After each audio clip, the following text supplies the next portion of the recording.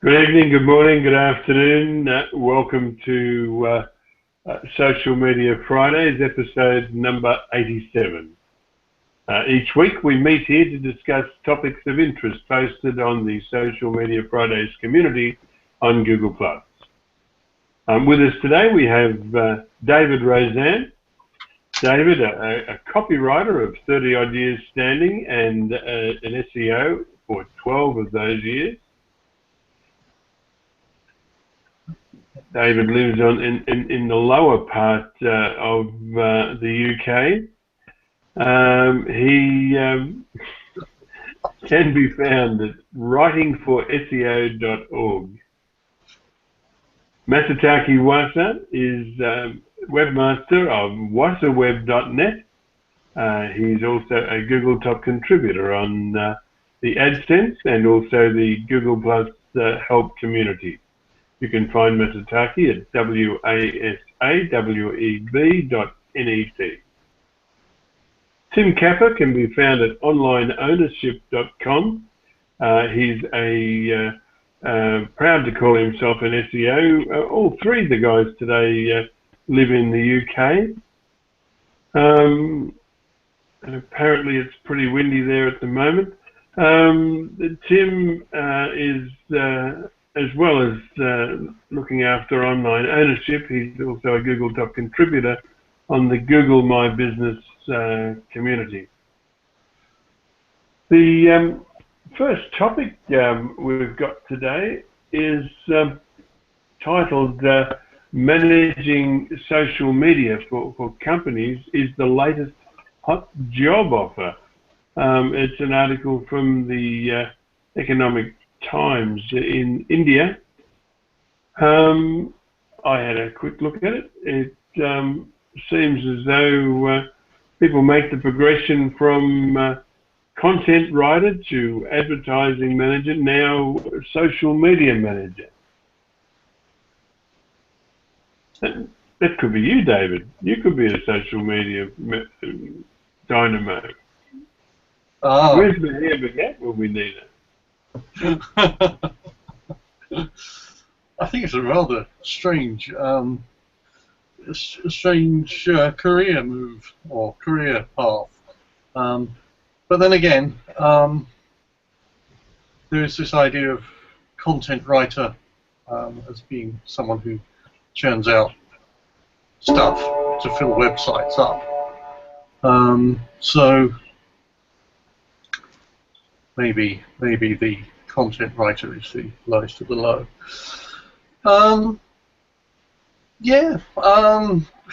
It just seems to be a bit of a strange article to me.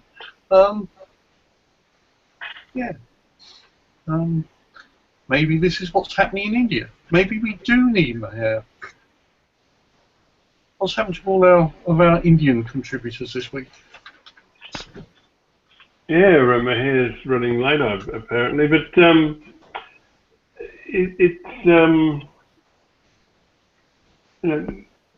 issue is like with clients. You tell them that that customers are expecting to communicate via social media, and if your nearest competitor is communicating by social media, they have a march on you. They've stolen a march. But people are just terrified. They're appalled at the thought of doing it themselves. No matter how much you wheedle and cajole them, they say, yes, I promise I'll do it, and they don't. And so maybe there is a need for people to step in and do it.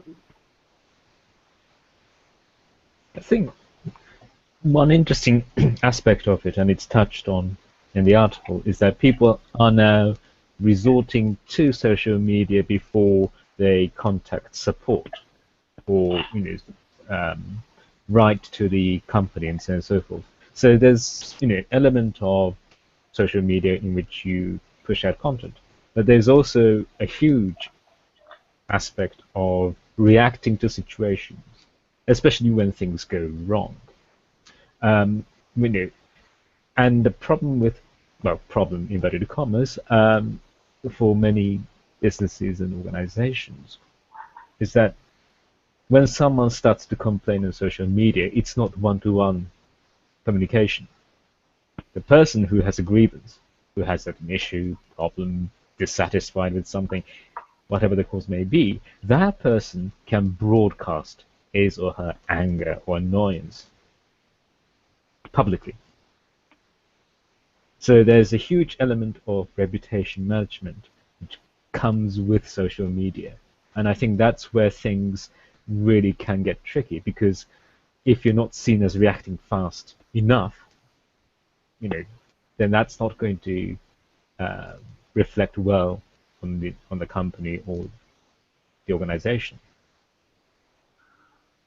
So you, in that respect, you know, you need to be able to respond quickly and respond well. So, you know, you just don't make the situation worse. You know, we've heard about various social media horror stories where the companies make the wrong response. The first response is not quite there, and then the situation spirals out of control because the complaint, the initial complaint, is in public, and if that person making the complaint has a huge presence, huge followers, huge number of followers, then that's going to get broadcast. There are going to be a lot of people spectating that issue. And when the first response is not good, then other people are likely to get involved, spread the message, and things can get nasty and messy quite quickly. And then, in a sense, the company or the organization loses the narrative and loses the ability to shape that narrative. And for that reason, I think it is really important that you have good professional people running your social media in reactive sense. And for that, you know, I think there's a huge scope of professionalism and expertise and speciality involved. Yeah.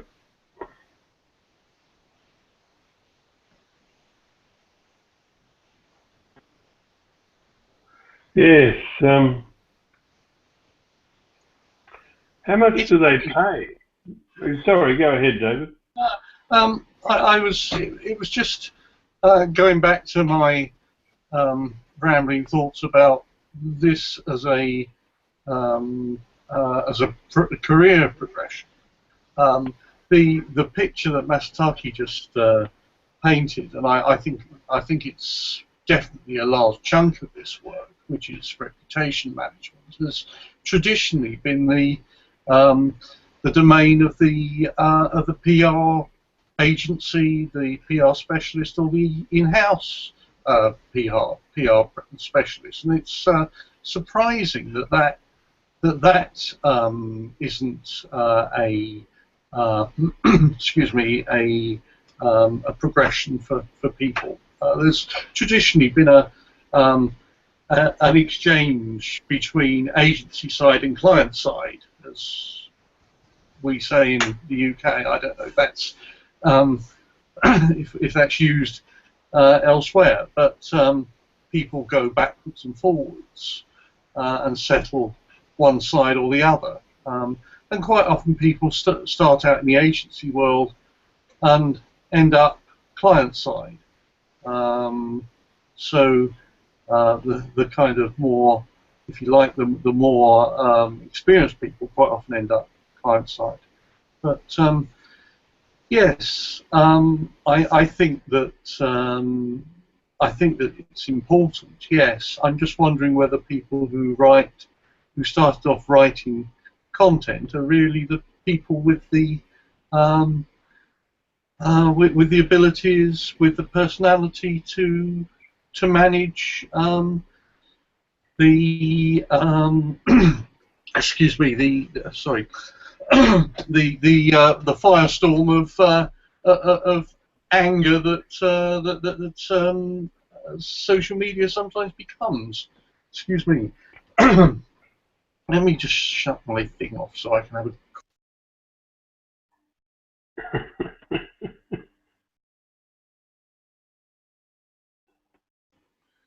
Thank you. Go ahead, David.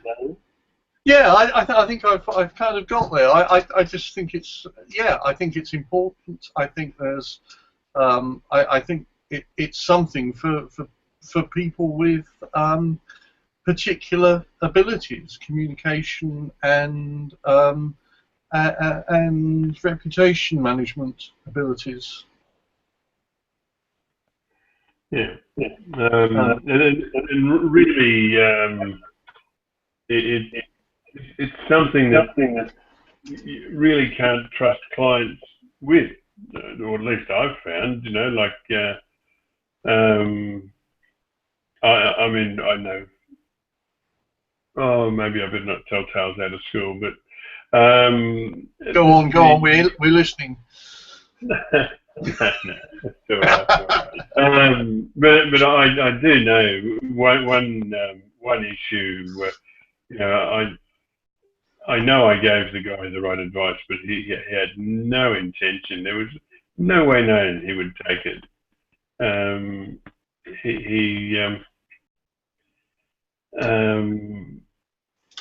mean, the thing about these things is that they have to be responded to. You can't just let them go. You must respond. And if you're wrong, you've got to own up to it and just cop it on the chin and make it right.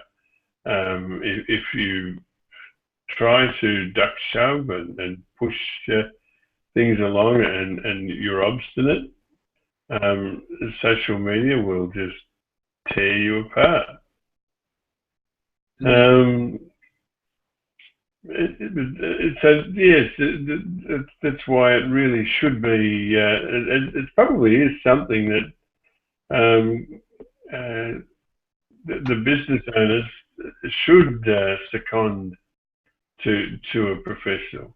I mean, I always think that it's something that I'd rather not delegate, but in many cases, just having this conversation now, I think it's important. No, but that's very important point, because if you are subcontracting, delegating someone else to speak on your behalf in your name on social media platforms, then how much control can you exert?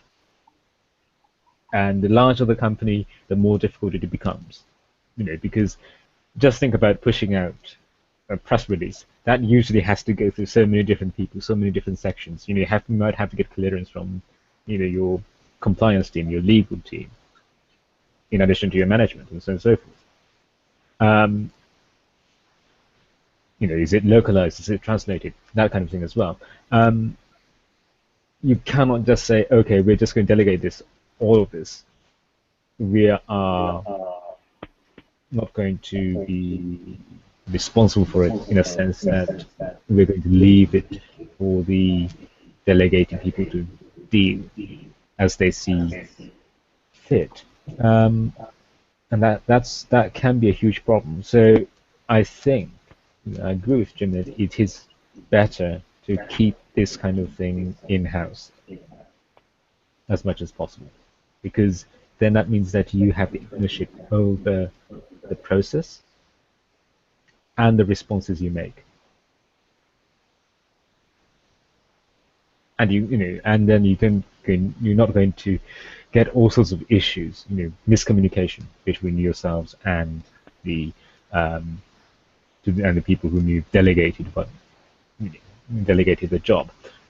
So in that sense, I think in an ideal situation, you want to keep it in-house, because it's about reputation, because it's about your organization, your business.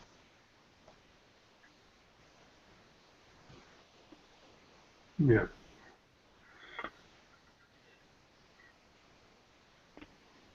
Sorry, David, I had to mute you there because actually I'll have to do it again.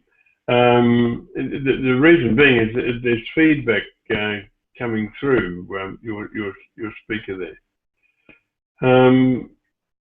But by all means, just unmute yourself whenever you want to talk. But yeah. All right. We've actually got two articles to discuss today, and the other one is on Google intending to or thinking that they can replace social media with an algorithm, or social media managers with an algorithm. And there was an article from a lady. Well, will we move on to the next one? Is that a good idea? Yeah, okay. All right, this is an article by a young lady, a social media manager, and it was titled "Social Media Marketers Replaced by Google, Not So Fast." And Google has fronted up with a patent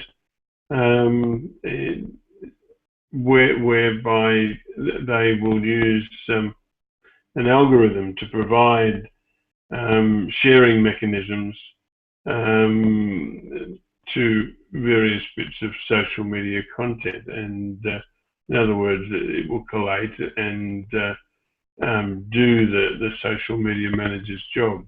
Well, intended to, but I don't think that's really what it's about.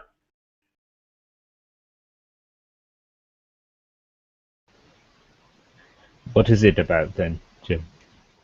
Well, it's about being a human being, because social media is all about human response and sharing with another human being, getting validation, I suppose. You know, I mean, I read an article the other day that online friendships are every bit as, or becoming every bit as valid as friendships which are not online. Actually, when you think about it, like, we know each other almost as well as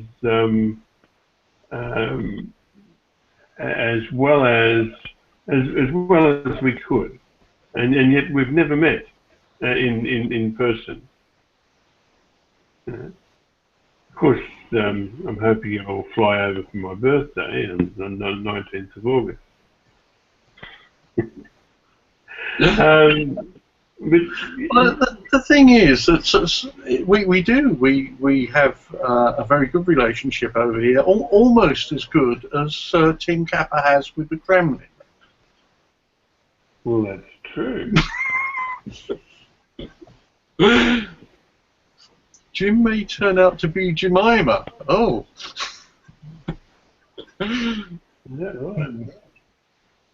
I think this, again, this is if this were on a newspaper or a print publication, we might be saying about this article, it's just a bit of space filling because someone didn't sell the advertising. In fact, maybe that's what it is. It's a very kind of, let's worry about Google. Let's start being defensive, even when Google is setting this up and just proposing to set this up.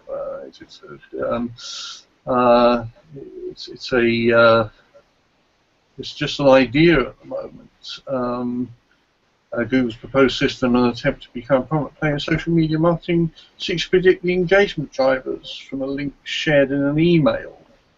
Yeah, it sounds like a potentially useful tool for online marketers, social media marketers, rather than something to start getting worried about. Maybe Katie Klein Murphy is being a bit is feeling a bit boxed in at the moment. But I'm not sure that that this is something to replace people with. I think it's something Everything Google to worry does about. is aimed at replacing people, though, David. I'm sorry? Everything Google does is aimed at replacing people. Yeah, that's why we have our jobs as SEOs. Oh, well, yes, but that's not for want of Google. I mean, Google would rather we didn't exist.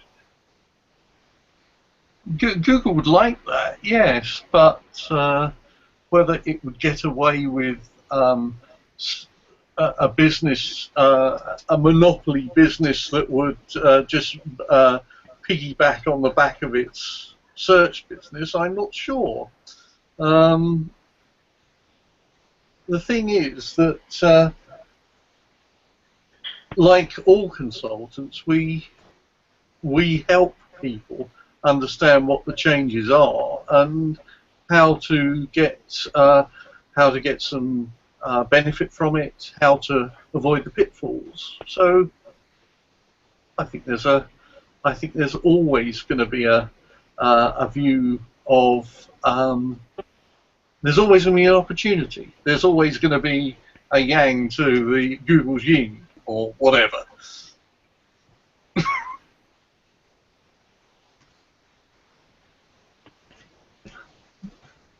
I suppose one thing to point out is that just because Google has been granted a patent doesn't mean it's going to use it.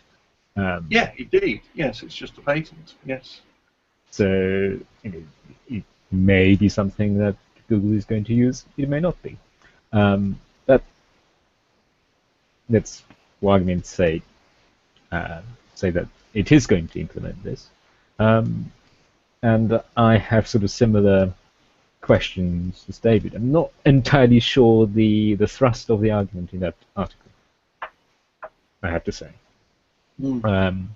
Because on one hand you say you can argue that Google is essentially trying to collect all sorts of information and then try to cater to each individual person making not just search queries, but also making decisions or recommendations or thinking about something. So when you think about it, Google has huge amounts of information that most social media marketers wouldn't have. So if someone has an Android device and has the location history on, for example, then Google can know people's habits, where they go, how they commute, for example. Google Now cards, for example, pop up, saying, okay, the traffic might be heavy for your commute, or the train's running late, those kind of things. So if they combine that information with all other pieces of information they have, then they might be better at predicting or guessing what action you're likely to take when encountering a particular kind of content. So you might be sharing it on social media platform, you might be doing something else. So they might be able to tie that in quite nicely with email. That, yeah, I think I can see that happening. But at the same time, I don't think that necessarily means the end of social media marketers as a profession, because you still need to push out the information, you still need to package them, you still need to make sure that different things appeal to different demographics. Those things are not going to change, and social media platforms are going to exist, I think, for the foreseeable future. And there are many ways of getting through a message. Well, the tools that in the Google patent wouldn't be of any use to social media managers. That they already have a tool set that they use. That they wouldn't require them.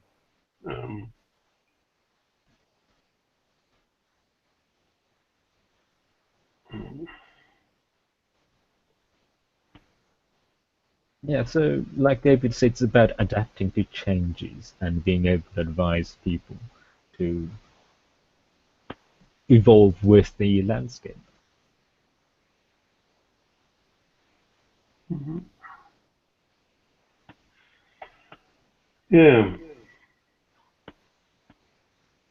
Okay.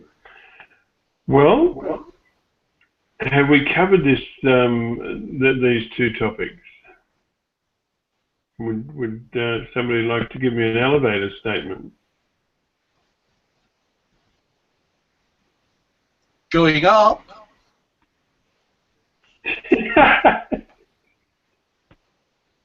That's the first time you made me laugh, David Rezet. Yeah.